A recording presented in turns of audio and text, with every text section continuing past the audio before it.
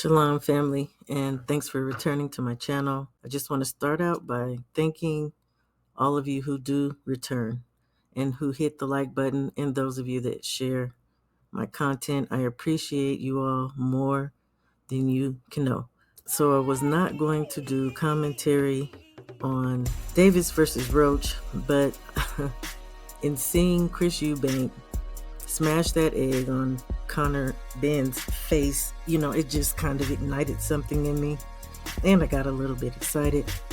So here I am. I want to try to make this brief. I will not be necessarily breaking down anyone's style, but obviously there will be an accounting of what I see. Just a little bit of news for those who do not know, because I'm going to start here with Jarrett Hurd and followed by the J-Rock fight. Their opponents have fought before, right? Johan Gonzalez and Yoenis Tellez. Their last fight actually was with each other, and Yoenis got a TKO stoppage in the 7th round over Johan Gonzalez. I just find that very interesting. That was their last fight, and here they are back on their next card, fighting two guys from the old guard. That's what I'm gonna call Hurd and Williams. It just seems like PBC's been fishing from their own pond, which is nothing new, but man, it would be nice if these little guys could get outside of that pond and mix it up with some of these other guys with other promotional companies, but that's neither here nor there. Jarrett Hurd and Johan Gonzalez. Jarrett Hurd is 25-3-1. Johan Gonzalez is 35-4-0. Jarrett has been stopped once in his 3 losses. I believe Johan has been stopped twice in his 4. Johan is 33. Jarrett is 34. And this is going to be a 10-round fight for the middleweight division. I feel like Hurd is a very good fighter, and he'll stand in that pocket and he'll bang it out with you. But at 34, with the losses that he's taken, with the way he's looked his last few fights, maybe with the exception of one, I just don't know if it's a good idea. But at this point, he's not bound to change his style. He's always fought like this, right? Johan is a decent fighter, but I don't know that he could stand up to Jarrett's power, even though he has 34 knockouts in his 35 wins. But I just don't know how he fares against Jarrett's style. So with that being said, I will choose Jarrett Hurd to be honest, I believe he could stop Johan Gonzalez. But the way, again, he's looked and struggling with Banana, maybe it would just go to a decision. I still have Jarrett winning. He did say in the press conference that should he not win this fight, that he would consider getting out of boxing. We'll just have to see how that all plays out, right? Next up, I have Yoenis Tellez versus Julian J-Rock Williams. Yoenis Tellez is 9-0 with 7 knockouts, so he is a prospect and he is very good. Julian is 29-4-1. In those 4 losses, he has been knocked out 3 times. Julian is a former unified fighter at 154, and I do believe he's a very good fighter, and he is with one of my favorite coaches, Breadman, right? But nowadays he just doesn't seem to cut the mustard in these tough fights. He can bang it out, but he just takes too many body shots for me, and he is not defensive enough. While on the other hand, Yoenis is a puncher and a body snatcher for real. Sitting on his shots, he's relaxed in his shots. He's patient, and picks his shots. I just feel like J-Rock can't afford to wait around and get banged on the way, like, for instance, the way he let Adames come out of the box on him. And another caveat to this fight. He is fighting Yoenis on his turf. He is moving down to fight him. It's going to be a 12-round fight, and I believe it's going to be at super welter, you guys. So I will say that he did look good. He did look good, and the open workout, he looked healthy. He just looked thinner, but I just don't know. Matter of fact, let me see. His last fight was against someone named Gustavo Vittori, in January of 2024. So it's been a year and 3 months. A year and 3 months. I just don't know. I think PBC is setting J-Rock up, just to be frank. I don't feel like Yoenis has to do anything in order to win. I'll just say that he needs to keep Yoenis at bay, okay? Which means his conditioning needs to be A+. But I do feel like J-Rock will have to make the proper adjustments. Man, avoid them body shots. That's all I can say, because, that's just chopping down that tree. I will say I have Yoenis Tellez winning. I hope not by stoppage, you guys, but it's possible. I do know J-Rock he seems to be very confident, which is a good thing. He's confident that he can go in here and show this prospect what time it is. We'll see. In the meantime, yes, I have Yoenis Tellez winning, possibly by stoppage. On to the next fight, Alberto Puello versus Sandor Martin. This is one of the fights, again, that I have said I wanted to see at 140. There are some good pure boxers up there. I believe this is on my Andy Hiroka video, where I talk about the matchups that I'd like to see at 140 from these pure boxers. So this, for me, is going to be a fight that I'm looking for on this card. I feel like Puello is fast, and he is very reactive with great combos. He slings his shots, y'all. He forgets slinging. He slangs his shots like whip. And he's good at going to the body and throwing the rear in different ways. He seems to like and does well against come forward styles. Now, Sandor, on the other hand, is, I guess you could call Sandor a veteran. Sandor is 42-3-0. And by the way, I did not mention Alberto Puello is 23-0. And this fight that they're having is for the WBC World Super Light title. Again, yes, Sandor is the more experienced fighter. There's not much waste with Sandor. And he's crafty with good combinations and good counters. He's durable. He'll take a volley of shots and respond with his own attack, and he'll trade with you. Both are southpaws. They're basically the same age. I think Sandor is 31 and Puello is like 30. Puello is just taller and longer.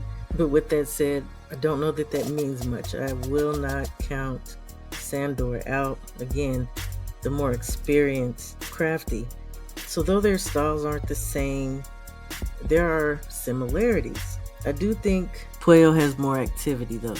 Now they both can fight off the back foot, but I think Puello fights better off the back foot with the ability of escape, where Sandor, again, will kind of take on a volley and then he'll come back at you.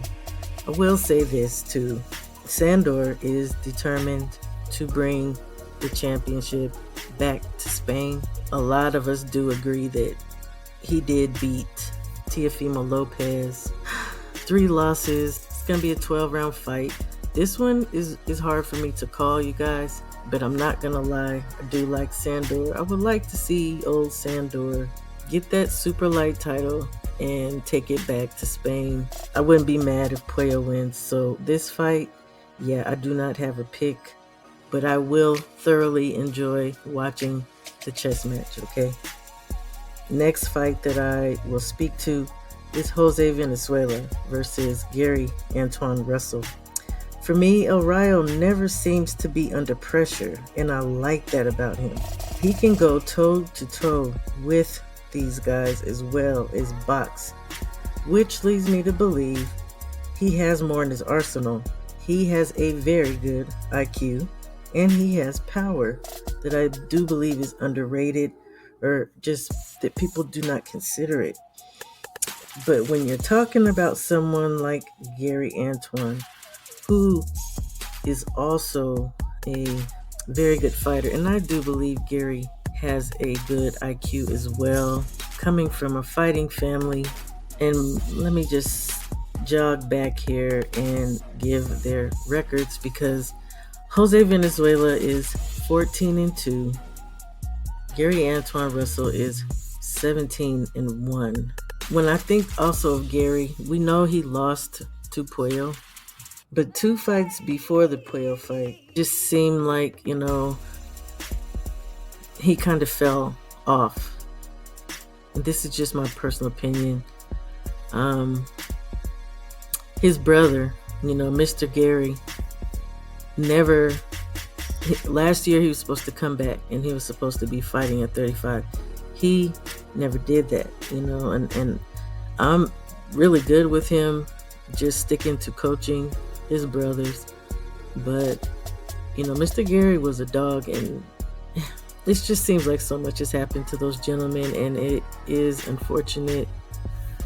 There was another fight Gary Antoine had that made me feel like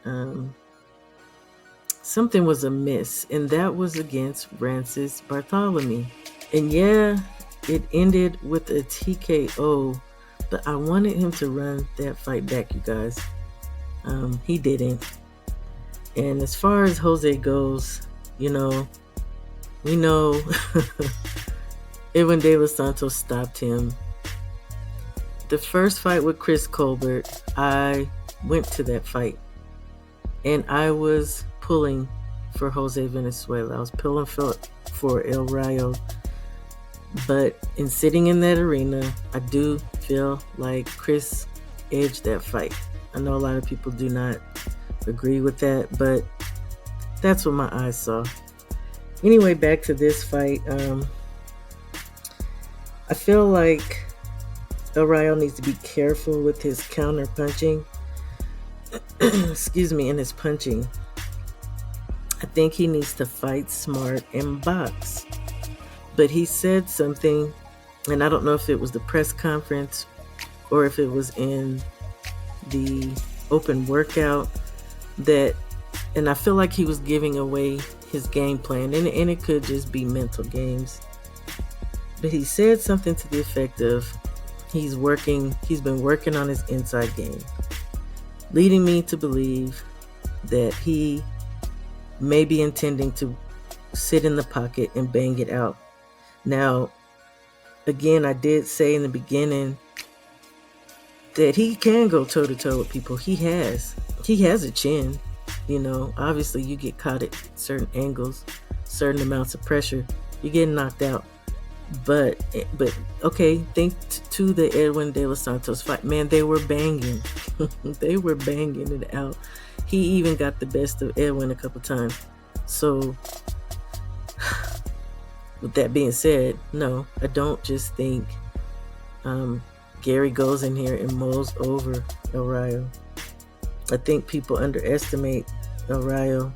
Antoine is powerful, and he has very crisp shots. And I did say he has a wonderful IQ, but he has to control the fight. And he has to keep Jose on his back foot and counter the counters, because El Rayo is going to be countering him.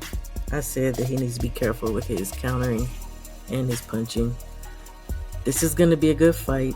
It's probably going to be one of the better fights of the night, as well as the pure boxing fight. I'm going to choose El Rayo, you guys. Something in my gut just tells me El Rayo might be able to pull this off. I know a lot of people are going for Gary Antoine, and to be honest, it would really suck for Gary to lose twice in a row. I just don't feel like they've been on. I don't even know how to explain that. It's just like something is missing there. This could be the fight though where he shows different. And the thing is, I know Gary Antoine can bang. I know this man can fight. So I don't know if it's a mental thing. If something just changed since the passing of their father and their brother. May they rest in peace. But I'm gonna roll with El Rayo in this fight. I did say he has power, but do I think he stops him? Not necessarily. I really hope that he would box. Hope he boxes in this fight. Yeah. So, as I said in the beginning, I'm not going to break down anything about Tank. Rather, what I will be doing is speaking to Roach and maybe how he can win this fight against Tank. Because the majority of us off the muscle just believe Tank wins this fight. You know, we feel like this was a cherry pick. Could it be a cherry pick gone wrong? Only time will tell. Roach is fast and he has a good jab. He's seemingly defensively responsible, and he is attentive, but he knows when to pounce out of that. You know, I like that about him. He goes from defense to pouncing quick, and he'll get back to his defensive stance. I just think he should be wary of getting overzealous, because sometimes in his attack he just seems to slightly throw with abandon. You know, he just kind of goes in, and I just see little openings in there. We know Tank sees these things, right? And I don't think it takes for Tank to download these things. Tank is a smart enough fighter to see these things off the rip and to be able to take advantage of them. Sometimes though, yeah, like I said, he can throw without or with little caution. I'd like to see him utilize the ring using angles, using educated pressure. Educated pressure means staying defensive at all times, keeping that chin tucked. Watch for Tank's left anything, okay? Anything, the straight, a hook, that dang uppercut. It's crazy. I also feel like he needs to watch for Tank's returns or his counters, right? When you throwing, you dang well better expect something to come back from Tank. Because again, the Tank is very attentive. Tank sees all, and I hate to put it like that, but it is like he sees openings, he sees holes, which is actually a very good thing. So he should be expecting something to come back. Stay defensive, Roach. Do not in any way, shape, or form be repetitive at any point. Tank sees patterns. You know, everybody says, oh, he's downloading. Yeah, he's seeing your patterns. He's timing you. He's setting you up the whole time. He's seeing how you react to his feints. He's seeing how you react when he makes lateral movement. Like he's setting it all into play. And these guys just kind of follow Tank around and play his game. And at the end of the day, you know, you walk into something you don't see messing around with Tank. So as jacked up as this sounds and as crazy as this might sound, Roach is going to need to think ahead of his own actions, because Tank has. If you know you're getting ready to throw a left hook, you need to be thinking ahead of time, what the heck can Tank come back with? And that is just, to me, why it's so hard for these guys to win against Tank with, obviously there are some people we would love to see him fight, maybe that we feel like have higher IQs or a style and the IQ that can beat Tank. But in the meantime and in between time, this is what we're dealing with. So I would hope that, and it's a tall task, Roach has to stay on point for this whole fight. There's also another thing that he can do to beat Tank that I've noticed. Tank has these lapses sometimes when he looks off into the crowd, which to me actually is a little insulting. But he does things like that. And he's not the only fighter that does that, but he's one of the major ones. You know, not paying attention to you. Pounce then. You know, that's all I could say. I wish I wish Lamont Roach the best of luck. And I thank you guys for stopping by and listening to me make these picks. I do have Tank winning, by the way. Yeah, hell, anywhere from 6 to 10. I think Roach gets knocked out. I will be pleasantly surprised, thoroughly surprised, if Roach can stay on task. Yeah, we'll see. Anyhow, you guys be blessed. Please like the video. Please subscribe if you have not. And enjoy these fights Saturday, you guys. Shalom.